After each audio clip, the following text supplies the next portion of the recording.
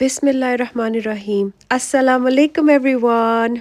I hope सब खैरियत से होंगे और मैं भी अल्लाह का शुक्र है ठीक ठाक हूँ। आज सुबह सुबह मेरा प्लान वॉक पे जाने का बना और मैं आ गई ग्रीन वे पे। ग्रीन वे बहुत ही प्यारी जगह है। यहाँ पे लोग अक्सर वॉक करने के लिए आते हैं और साइकिलिंग करने के लिए आते हैं and it's a nice place for picnics as well. मुझे इस जगह की पीसफुलनेस बहुत अच्छी लगती है। आज मैं एक बहुत इम्पोर्टेंट बात करना चाहती हूँ। हम में से बहुत से लोग दूसरों के लिए हर वक्त अवेलेबल रहते हैं। किसी को मदद चाहिए हम हाजिर, किसी को बात करनी है हम हाजिर, किसी को हमारा वक्त चाहिए हम हाजिर। लेकिन सवाल ये है कि हम खुद के लिए कब हाजिर होते हैं। बचपन से हमें सिखाया जाता है दूसरों का ख्याल रखो, उनकी मदद करो, उनके लिए कुर्बानी दो। और ये बात गलत भी नहीं है।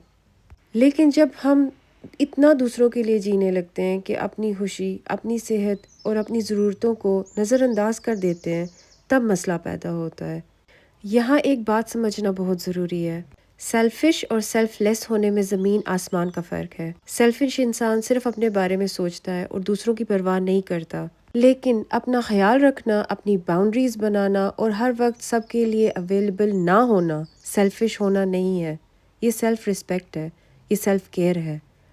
अगर आप खुद इमोशनली, मेंटली, फिजिकली थक चुके हैं तो आप दूसरों को भी अपना बेस्ट नहीं दे सकते। जैसे एरोप्लेन में कहा जाता है कि पहले अपना ऑक्सीजन मास्क पहने, फिर दूसरों की मदद करें। ज़िंदगी में भी यही रूल लागू होता है। इसलिए कभी कभी ना कहना सीखिए। थोड़ा वक्त अपने लिए निकालिए, अपने गोल्स, अपनी खुशियाँ, अपनी ग्रोथ पर भी ध्यान दें। क्योंकि आपकी ज़िंदगी सिर्फ दूसरों के लिए नहीं बनी। आप भी उतने इम्पोर्टेंट हैं जितने बाकी लोग।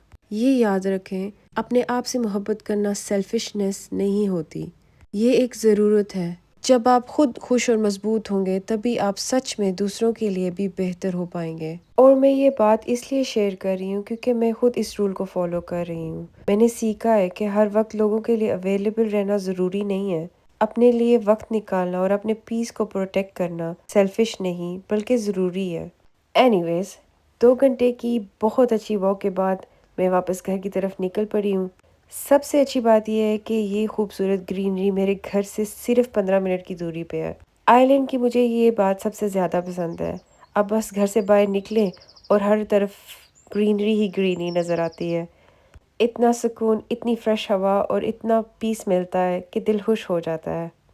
वॉक के बाद ऑब्वियसली थोड़ी भूख लग रही थी। इतने में मेरी फ्रेंड की कॉल आ गई और प्लान बन गया मैक्सिकन फूड खाने चलते हैं।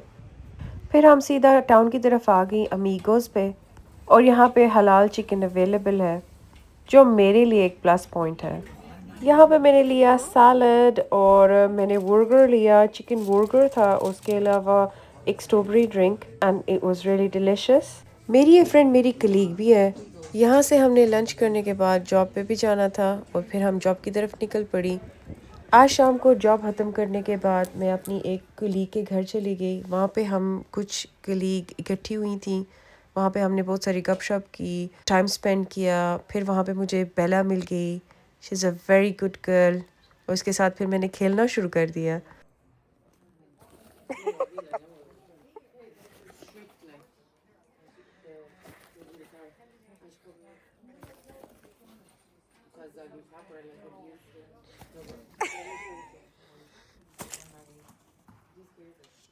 और ये नेक्स्ट डे स्टार्ट हो चुका है। आज का दिन मेरे लिए बहुत ही बिजी है।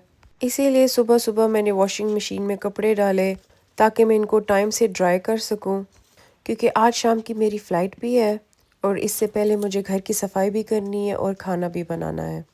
खाना इसलिए क्योंकि कल शाम को अम्मी मेरे साथ वापस आ रही हैं, तो जब अम्मी घर आएँ तो आगे खाना तैयार उनको मिले। इसीलिए मैं आज अपने सारे काम मुकम्मल कर रही हूँ ताकि जब मैं कल थकी हुई आऊँ तो मुझे कुछ ज़्यादा करना ना पड़े। मैंने फिर अम्मी का बेडरूम अच्छे तरीके से क्लीन किया, उनकी बेडिंग भी चेंज की। ये मैं उनके लिए समरी न्यू बेडिंग लेकर आई थी, मुझे पसंद आई थी। तो अम्मी को ऐसे कलर्स भी पसंद आते हैं। समर टाइम है, ठंडे लगते हैं, अच्छा लगता है। उसके बाद मैंने खाना भी तैयार किया लेकिन उसकी वीडियो मैं बना नहीं पाई क्योंकि आगे पीछे मैं बहुत भागम भाग कर रही थी और मेरे पास टाइम नहीं था वीडियो बनाने का। मैं चाहती थी कि मेरे निकलने से पहले घर के सारे ज़रूरी काम मुकम्मल हो जाएं। और फिर मैं रेडी होके निकल पड़ी अपनी बस पकड़ने के लिए क्योंकि मुझे जाना था डबलिन एयरपोर्ट।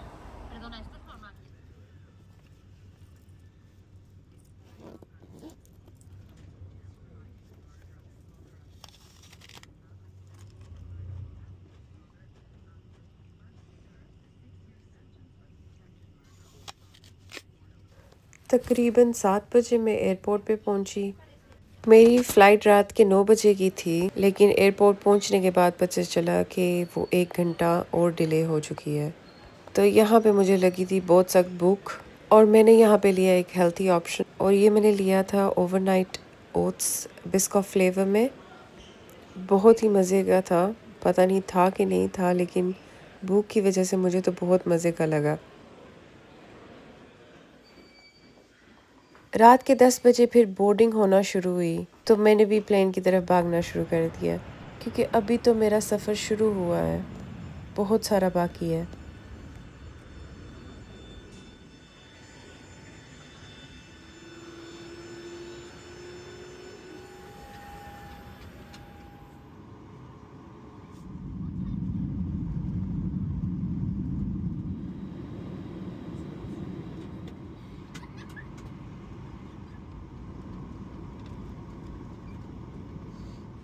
Thank you.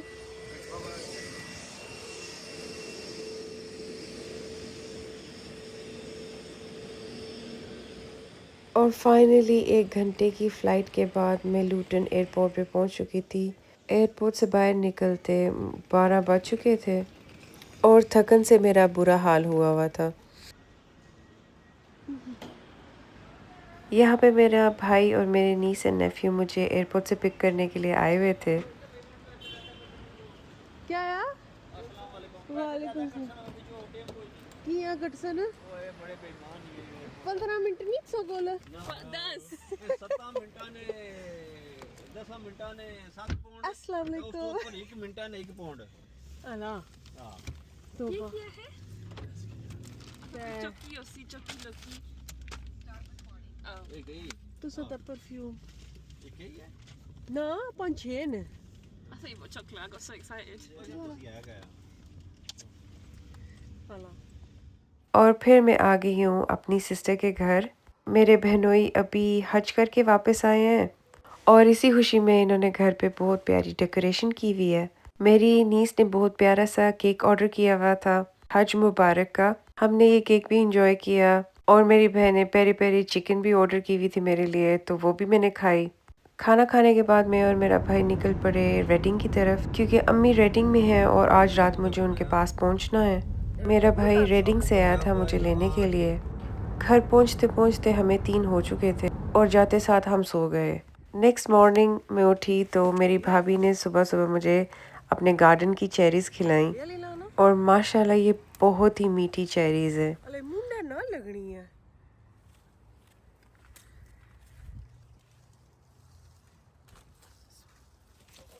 सुबह के 9 बजे हैं और थोड़ी देर में हमने घर से निकलना है। मेरे भाई मुझे और अम्मी को आयरलैंड छोड़ने जाएंगे और आज का सफ़र हमने कार और फेरी के थ्रू करना है। अम्मी के कंफर्ट के लिए हम प्लेन की बजाय हम फेरी प्रेफर करते हैं। है तो लंबा सफ़र लेकिन बुज़ुर्गों के लिए कंफर्टेबल है। घर से तकरीबन हम सुबह 9:30 निकले थे और फेरी थी हमारी 2:45 पे पेम्ब्रोक से, जो थी रेडिंग से 3-3.5 घंटे की drive depending on weather conditions and traffic. Pembroke Wales में आता है और वेल्स बहुत ही प्यारा इलाका है। रास्ते से फिर भाई ने मुझे नाश्ता लेकर दिया क्योंकि अम्मी को तो मैं नाश्ता करवा के लेकर आई थी, लेकिन खुद सुबह सुबह कुछ खाने का दिल नहीं किया। डॉक के पास ही टेस्को है, वहाँ से हमने कुछ फ्रूट लिया और ड्रिंक्स लिए और फिर हम निकल पड़े फेरी की तरफ।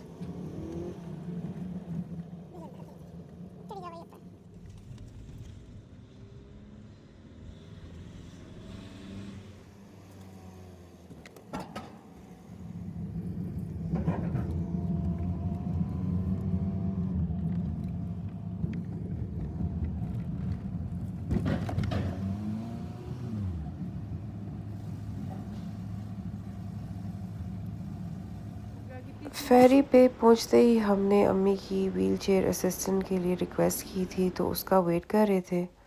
हमारे पास अम्मी की अपनी व्हीलचेयर तो थी, लेकिन असिस्टेंस के लिए रिक्वेस्ट करना थोड़ा हैंडी हो जाता है।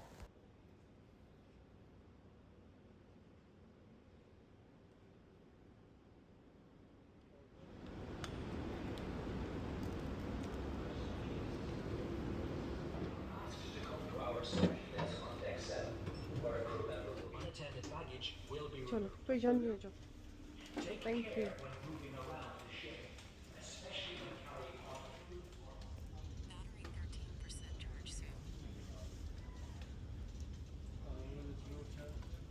या थैंक यू सो मच। या अम्मी और भाई को सोफ़ा पे सेटल करने के बाद मैं निकल पड़ी देखने के लिए कि डेक कहाँ पे है, और हर फेरी में डेक का रास्ता डिफरेंट जगहों पे होता है।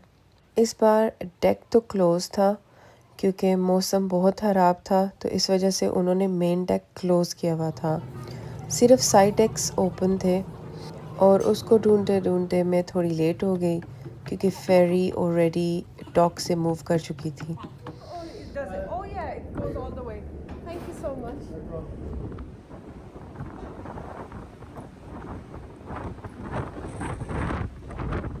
वैसे तो विद इन 4 आवर्स हम यूके से आयरलैंड पहुंच जाते हैं, लेकिन आज मौसम ख़राब होने की वजह से फेरी थोड़ी सी आहिस्ता जा रही थी क्योंकि वेव्स बहुत ही बुरी थी, तो इस वजह से हमें थोड़ा ज़्यादा टाइम लगा, लेकिन नज़ारा बहुत ही खूबसूरत था।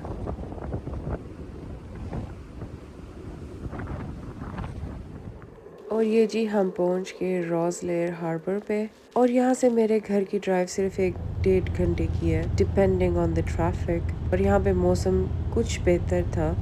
बस अब मुझे घर जाने की जल्दी थी क्योंकि पिछले आई डोंट नो 26-27 आवर्स से मैं सफ़र में हूँ, और अब मुझे घर जाना था, डेस्परेटली घर जाना था।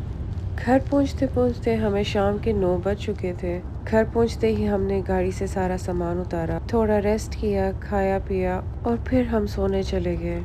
उम्मीद करती हूँ आपको मेरा ये वाला व्लॉग अच्छा लगा होगा। अच्छा लगा है तो लाइक एंड सब्सक्राइब करना मत भूलिएगा। अल्लाह हाफिज़।